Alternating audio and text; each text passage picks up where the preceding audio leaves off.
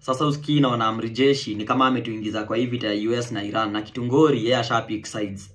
Uanga mbaya. Naona hapa hivi Joe ameachilia statement like kuwa ni Monday saa 2 asubuhi. Statement yake inasemaje that Kenya strongly condemns the strikes zenye zimekuwa zikihappen huko hivyo area za Middle East, huko hivyo sani UAE, Qatar, Saudi Arabia, Iraq, Oman, Kuwait, Jordan, Bahrain.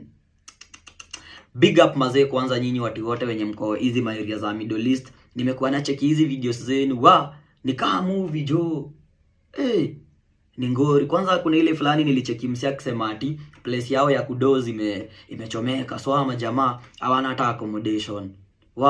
Usikisa ni ngori. Amri jeshi akimalizia statement yake anasema that Kenya calls for urgent multi-stakeholder engagement towards de-escalation. So amri jeshi now that amepick sides, kwanza hii post ameachilia Joe imeleta mixed reactions. Kuna watu wanamwambia mazee tukijaribu kulipuliwa na Iran itakuwa ni yeye amesababisha. Kuna watu wengine wanashindwa kwani amri jeshi rada ni aje, because 2023 tena alikuwa amepatana na Raisi sasa huyu ni president.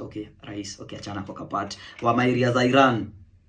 Unacheki, so how come saa hizi tena ashaanza kupick sides? Na kuna wengine wanamwambia hii issue iko above pay grade yake Joe. Angenyamaza, angetulia Joe, sisi tujiangalilie kama the rest of the world.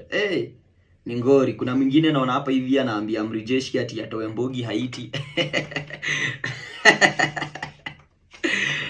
Ni noma.